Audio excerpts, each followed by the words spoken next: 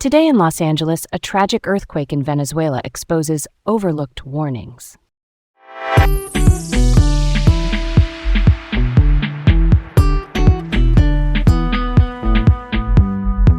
I'm Leah.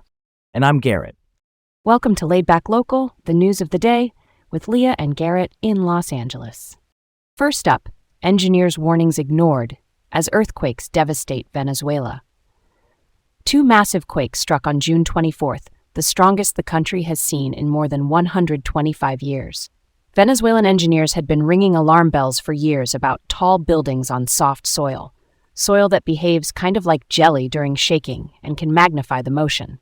They warned especially about towers over 15 to 20 stories that weren't reinforced for serious quakes.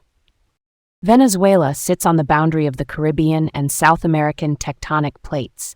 That's where two giant pieces of the Earth's crust rub past each other. Historic quakes hit in 1929, 1967, and 1997. A 2023 study flagged collapse risks in high rises. Still, many buildings weren't brought up to seismic code, which is the set of building rules meant to keep structures standing in earthquakes. When the shaking started, its construction deficiencies and weak oversight showed multiple buildings over 15 stories simply crumpled. The reported death toll is at least 1,430, and some estimates say it could climb much higher.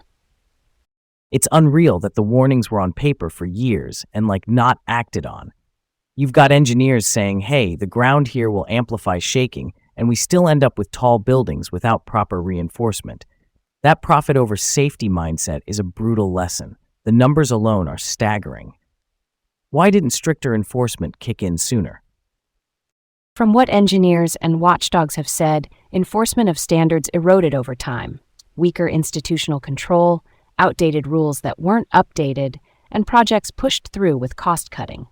Older buildings were particularly vulnerable. It's a reminder that codes only work if they're updated for local soil conditions and actually enforced. All right, let's roll on. Next up, a Canadian man's deadly obsession leads to an attempted murder plot in California. Prosecutors say 26-year-old Devin Wolfgang Vanderhoof from North Vancouver traveled here in November 2024, posed as an Amazon delivery driver, and attacked a woman he met through online gaming at her home in Monterey County. Her boyfriend fought back and disarmed him. Both victims survived. Investigators say the plan was in the works for over a month. That's high-level premeditation. Vanderhoof was convicted by a jury this past February, and in June got 2 consecutive life sentences, meaning one life term stacked after the other. An accomplice, Darius Avery White, who flew with him, was arrested on a flight back to Canada and pleaded guilty to assault in April. Monterey County Sheriff Tina Nieto called it a stark example of online interactions turning into real-world violence. That's so wild and honestly scary. Real talk. Online spaces can feel safe, but they're not always. A few practical reminders. Keep personal details private, be cautious with meetups, and if someone shows up at your door unexpectedly, especially in a delivery disguise, verify through the app or the company before opening. I'm relieved both victims survived. It could have been so much worse. Switching gears to another public safety incident, a BB gun attack disrupted the annual World Naked Bike Ride downtown. Around 11 a.m., near Temple and Alameda by the starting point, 2 men were shot with a BB gun. The suspect, dressed all in black and riding a scooter, was arrested and is awaiting booking. The event is permitted by LAPD and part of a global movement that advocates body positivity and safer roads for cyclists. The motto is, "Ride as bare as you dare." There are 2 routes through downtown LA, and it draws a crowd.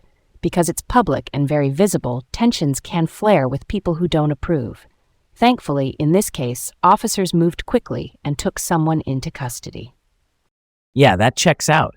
Big open events carry risk, even when they've got permits. Simple steps help. More route marshals, clearer buffer zones, and coordinated check-ins with nearby businesses and residents. It keeps the vibe positive and lets folks enjoy the ride without looking over their shoulders. Speaking of safety, next up, hazardous cleanup begins at GKN Aerospace in Garden Grove after that chemical scare in May. On May 21st, a storage tank holding a volatile chemical put about 50,000 people from 6 cities under evacuation orders. By May 26th, those orders were lifted after the risk was stabilized. The company makes aircraft windows, and the chemical involved is methyl methacrylate, or MMA, a flammable liquid used to make acrylic plastic. Officials started removing neutralized MMA from on-site tanks today. Air quality is being monitored during the transfer. A planned cleanup on June 4th was delayed because specialized resources weren't available yet. The FBI is investigating, and GKN faces multiple class action lawsuits. That's when a group of residents sues together. The company pledged $4 million to local relief. We'll see how those funds get distributed as claims are processed. Let's unpack this.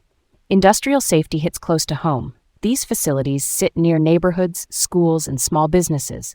Even a few days of evacuation is disruptive. Lost income, anxiety, and health worries from fumes.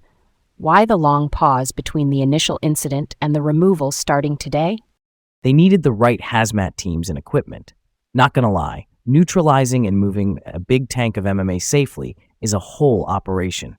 You've got to draft a step-by-step plan, line up trained crews, and stage backup containment in case anything goes sideways. Better slow and controlled than rushed. Finally, controversy surrounds the resignation of LAUSD Superintendent Alberto Carvalho. LAUSD is the Los Angeles Unified School District, the second largest in the nation. Carvalho stepped down after the school board warned he could be dismissed for cause. That means fired for misconduct, which would block any severance payout. The backdrop is a tech startup called All Here, which developed a now-failed AI chatbot for the district in a deal valued up to $6.2 million.